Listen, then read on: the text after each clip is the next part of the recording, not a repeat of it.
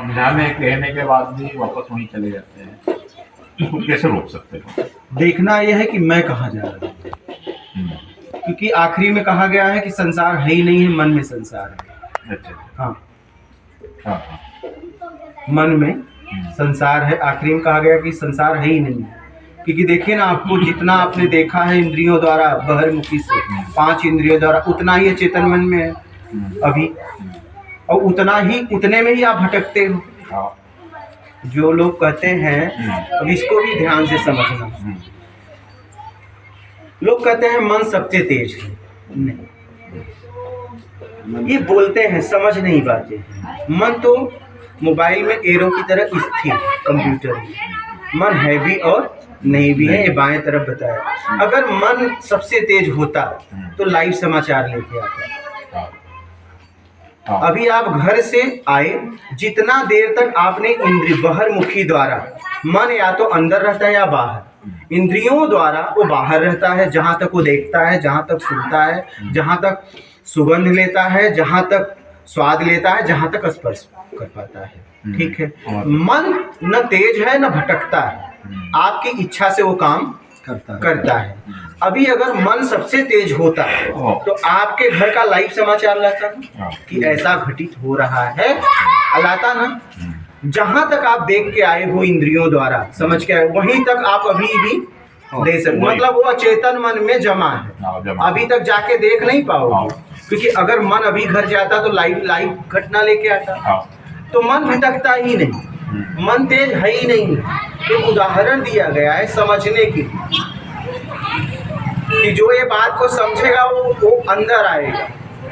तो बड़े सरल तरीके से कह देते हैं लोग, मन भटकता है, मन भटकता ही नहीं। काश अगर यही तुम समझ जाते, भटकते तुम हो। एरो को जहां ले जाओगे वहीं फाइल खोलेगा, और फर्स्ट पे आओगे एरो गायब। कोई बता सकता है? आपके पास फोन है, एरो कहाँ रहता है बताओ? सबका पता है कि व्हाट्सएप यहाँ रहता है, फेसबुक यहाँ, यूट्यूब यहाँ, इंस्टाग्राम यहाँ, सेटिंग यहाँ है, फोन यहाँ है, कॉन्ट्रैक्ट यहाँ है, लेकिन एरो बताओ कहाँ रहता है? बता सकते हो?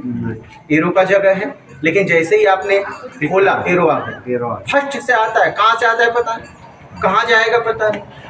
आप जब तक इच्छा अपेक्षा में हो तब तक मन काम कर रहा है। मन तो या तो बहिर्मुखी है या तो अंतर्मुखी, और अंतर्मुखी अचेतन मन में जितना जमा है उतना ही खोल पाता है, लाइव नहीं खोल सकता। तो मन में संसार है, आखिरी कर दिया गया संसार ही नहीं है। इसीलिए कहा गया अपना आत्मिक कल्याण करो, एक ही साधे सब सदे, सब साधे सब सद जाए। अगर आपको समझ में आ गया तो समझ लो कि मैं सुधरने आया हूँ, बाकी सब हमें समझाने आए हैं। क्या इनको समझना नहीं है, ये ऐसे जिंदगी जीने आए हैं, तुम्हें सुधरने के लिए अगर ज्ञान हो गया तो अब तुम सुधरना चालू कर दो, कीचड़ में कमल की तरह निकल जाओ। संसार कीचड़ की तरह बताया गया है, कमल की तरह आपको निकल जाना है, समझ रहे हैं? और कीचड़ नहीं तो कमल भी नहीं।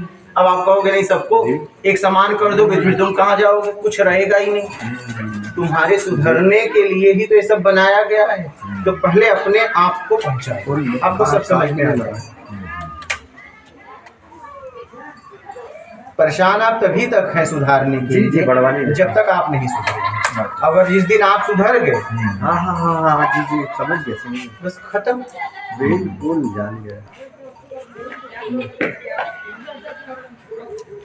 समझ रहे हैं?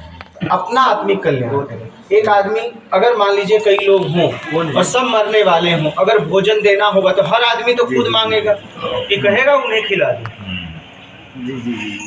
जिसके हाथ में भोजन आएगा पहले वो जिंदा रहेगा तब न सेवा करेगा। बिल्कुल। तो पहले खुद जो आपको करना है समाज में, पहले उस स्थिति पर अपने आप को पहुंचाओ और फिर करना चालू। जी समझ रहे हैं?